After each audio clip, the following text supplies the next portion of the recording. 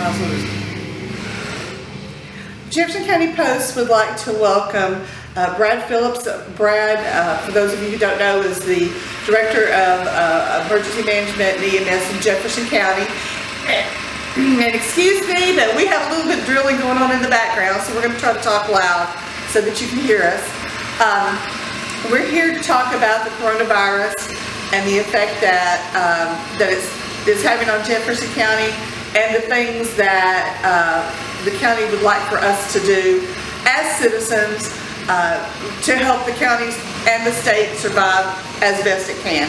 Thanks, Brad, for coming. I know you're very busy right now. Yeah, we are extremely busy. Been in contact with a lot of health department, other departments within the county, just reviewing our plans that we've had in place for a while for different type of pandemic type responses, which this falls into. So we've been pretty busy, but it's my pleasure to try to come and help answer some questions and maybe calm some fears. And that's one of the big things is that, you know, I know that you want us to exercise caution, but do we need to be afraid? So yeah, it's to be educated, be cautious. Obviously, these are scary times. It is for people, especially when you don't have accurate information to go by. You feel like you're left in the dark. So we want to try to educate as much as we can with the public. I wouldn't say it's a time to be afraid. It's a time to be cautious, to be aware of your surroundings, and to make sure that you have plans in place personally for how you protect your family and your home and just your social life in general. I know that as of right now, and we're filming this at 2 o'clock Eastern time, the health department doesn't update in Tennessee until 3 o'clock, so we don't know whether there's anybody else has been diagnosed in Jefferson County or not. But as of right now, we do know that there's one Jefferson County resident that has been diagnosed and is quarantined at home. Are you expecting others? Well, statistically, we can anticipate in looking at states around us and other states, we will see some additional numbers within the state of Tennessee. I'm positive when they release the numbers today, we'll have more cases confirmed in the state. Just simply by the sheer statistics and the numbers, we've expanded the testing to not only just the health department labs, but also some private labs that are now doing testing. So there are more individuals being tested. So statistically, we will have more cases show up.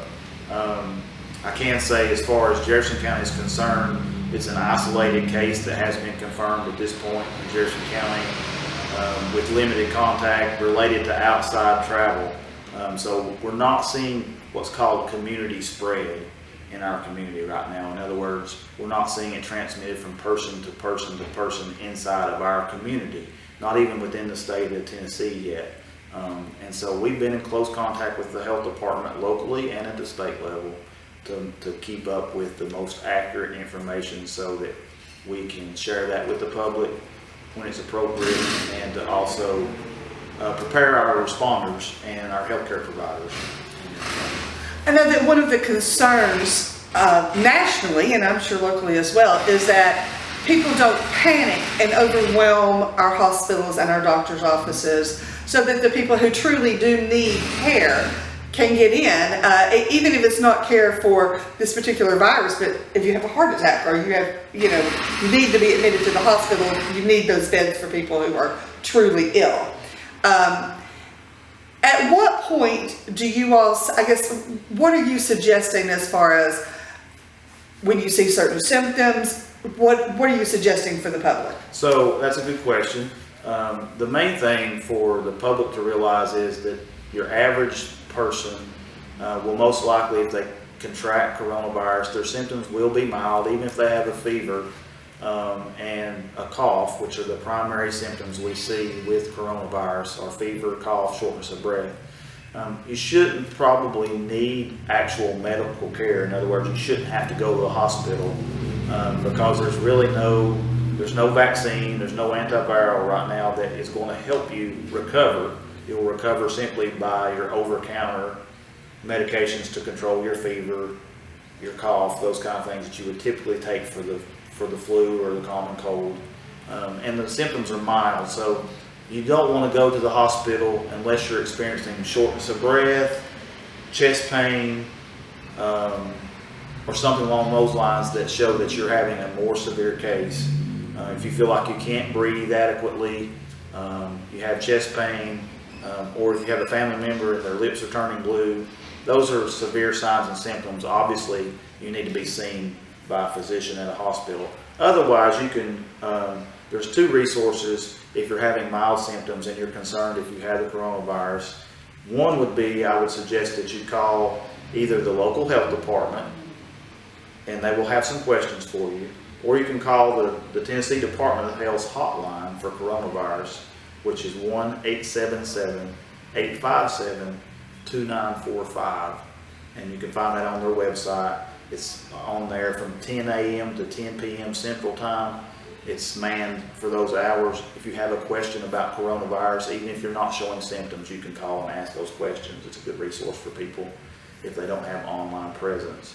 And so they can call, you can call your primary care physician if you think that you have symptoms, and they can give you guidance as to whether they want you to come to their office or go to the health department to be tested if they think you need to be tested. There's certain criteria that obviously you need to meet in order to be tested, but they've expanded that criteria so more people can be tested if they're having severe signs and symptoms.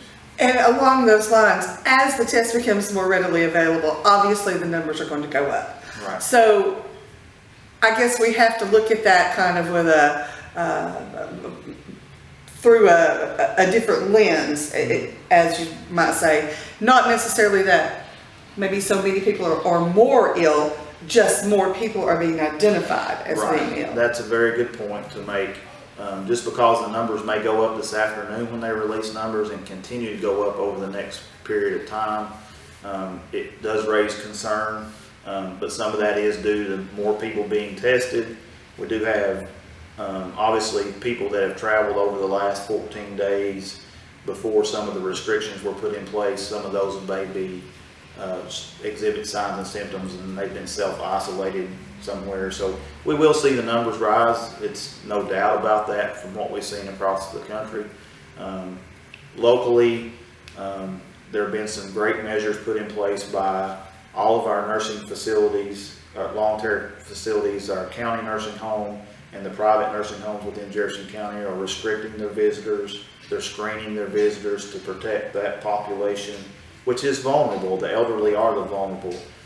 My suggestion for everyone is if you have a family member that's either has severe illnesses such as cancer, heart problems, lung problems, or they're elderly, then be conscious about where you're going, or if you're around someone sick, and if you're exhibiting signs of just, you think you have the common cold, out of care and respect for others, try to limit your contact with everyone so that just so it helps calm fears and it protects those populations that are vulnerable.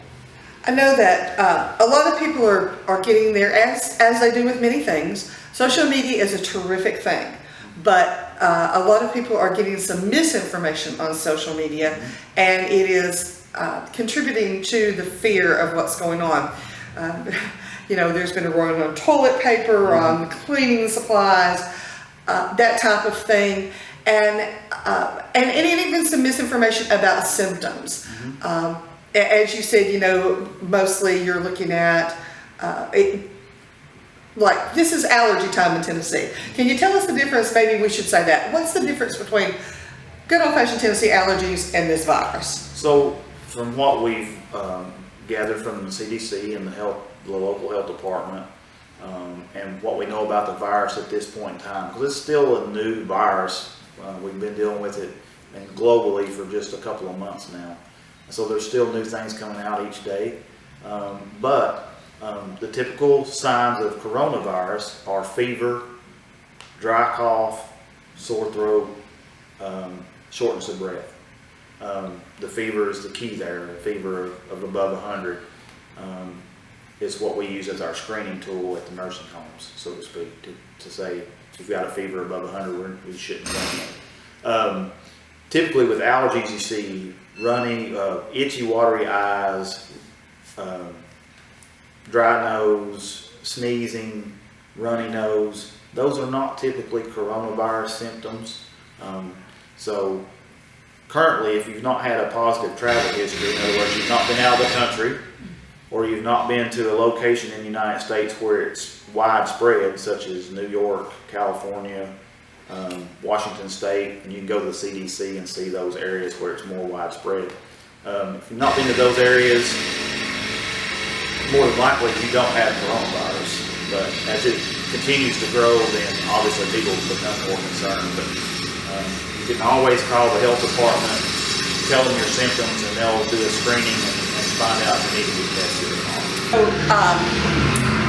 as far as going out into the public and doing your everyday things that you do, I know a lot of people, there's been a run on masks. You know, we're seeing pictures of people who are at Walmart or they're grocery shopping, and they're wearing these masks, and it's I know that as healthcare workers, you all have to have that kind of equipment. Right. How does that play out for you all? Yeah, so for the general public, wearing a mask if you're not exhibiting symptoms doesn't protect you from getting coronavirus. It may make you feel more comfortable in a mindset, but really for the general public to use those, it takes away from the healthcare providers because the supply is limited. And so we need those to protect our EMS workers, our hospital workers, nurses, doctors, and all those people. The health department workers need those masks. It doesn't protect the general public from getting the coronavirus. And so we just ask that they not hoard those supplies or feel like they need to hold on to those supplies. If you are going to a healthcare facility, they may give you a mask to wear if you're exhibiting a cough or a fever to protect the other people in the room, because it prevents you from coughing on someone, but it doesn't protect anyone. It doesn't, as far as breathing in the droplets, it doesn't protect you. So what is our best line of defense here? Good hand hygiene, being social distancing, which means keeping distance from people as much as possible. Greater than 6 feet is the best recommendation. Social distancing is the new term. You can look at the CDC website and see many things on there. There's tools on how to keep your home safe, how to keep your business safe, and I would trust the CDC website, the Department of Health, the Tennessee Department of Health website. They have great resources on there for everyone, for their home, for their family, for their church. All of those things are on there. They have good guides for how to protect your home and your family. Right now, Jefferson County is business as usual. Some states are not business as usual. Some counties are not business as usual. I know that we had talked during a break and about groups of 50 or more, you know, really limiting that kind of contact. Does indoor or outdoor make a difference? I don't know at this point that there's any recommendation versus indoor outdoors just being in a close group together. So the CDC released this afternoon or last night, group gatherings of 50 or more are discouraged. Things like weddings and those kind of things where people would be traveling into, and that's the concern. We're just trying to mitigate this to keep it from spreading as fast as it can. And those are the things that we're just being overly cautious about. You may see more guidance as time comes on about, you've seen in some other states where it's more widespread, where they have closed some government offices to prevent just people being around each other that don't have to be. Our courts are closed, doing video court proceedings and those kind of things. And those are things for people to think about, is are there alternative ways, whether it be at church or other ways that we can have our meeting by video conference or put it out there online and not have all the people together exposing, bringing in chance for exposing someone else. Also, I just want to quickly go over a couple of things that you can tell me, are they fact or fiction here in Jefferson County? Rumors abound everywhere. So do we have a group of international students or students at Carson-Newman that are quarantined right now? Not to my knowledge. If they are, they're self-isolating just because they've been out of the country recently. They're obviously, any reported cases or tested cases would would be available online, and we have none of those, so that would be false. So that would be false. I know that Jefferson County Schools, as well as all the schools in Tennessee, are going to be out through the 31st of March. Then they're going to reevaluate and see if that's a long enough time. Colleges, UT chose to clear up their dorms. Other colleges have not gone that far yet. So as far as getting together and doing whatever, there's not any real fear that we should have as far as these kids still being in college and being in their dorm rooms. I would say at this point, no. The state and the government's leaving that up to those institutions. They know their population, they know their environment. I do know that most of them are monitoring their students. They've sent out numerous messages to through their internal platforms that they have to tell them for the students to watch out for, if you're exhibiting signs and symptoms, what to do to protect the rest of their population. So they're all, changes hourly and daily, the recommendations that are out there. So we're all struggling to keep up as far as the most current recommendations. And they're all, I can tell you, we've been in communication, obviously, with our local university, and they're all being very diligent and doing their best to make the right decisions for their populations. So at this point, obviously, you have to be concerned about your staff. Mm-hmm. You guys are you're the front line. Mm-hmm. What can we do as citizens of Jefferson County to help you guys be safe? What do we need to do to help you? Well, number one, I would say, being a man of faith, pray for them. Stressful time for them and their families, being on the front lines. Be patient with our 911 dispatchers. If you do call 911, they're going to have some extra questions for you, just to make sure that we have all the information. If potentially you have been out of the country and you do have a fever and cough, we want to know before they get there so they can put on the appropriate protective equipment before they come into the home. So those questions are very important. If you are a person that was self-isolating because you've had international travel or some other kind of travel and you do need 911, tell them up front about your situation so that helps protect our people. And the other thing is, if you don't need 911, as routinely, people call 911 sometimes for conditions that they don't really need an ambulance for, but especially during these times, we need our ambulances for those that are the most sick. So just make sure that if they don't need an ambulance, they don't call 911. And lastly, I would say there is another component to this, and that is what it does to people's mental health during this time. Sure. And that's been something that's really been a focus on lately, locally, state, nationally. What can people do to help their mental health during this time? If they feel they have a fear of going out in public and they're kind of staying home, they're not getting out as much, people aren't traveling as much, and they are staying home, which is a good thing. Social distancing is a good thing, but it can be kind of depressing to be at home. There are several, I don't have the numbers with me at this point, but there's several hotlines where you can call and get online counseling. There are hotlines for depression, for suicide, those kind of things. I would suggest that they call those. If you have a church family or pastor, I would encourage our pastors, and I'm sure they are checking up on their congregants if they're isolated or elderly and they're stuck at home, and caring for their mental health as well. Thank you very much. We wish you the best. I know that this is a changing by the minute kind of situation, and hopefully it will not get much worse before. We know it's going to get a little worse, but it's not going to get much worse before it gets better. Right. And then maybe life can get back to some semblance of normalcy. But we hope that everything goes well with you and your staff, and obviously the other healthcare workers who are dealing with this on a different kind of level than the average citizen. Thank you for taking your time out to do this. Thank you.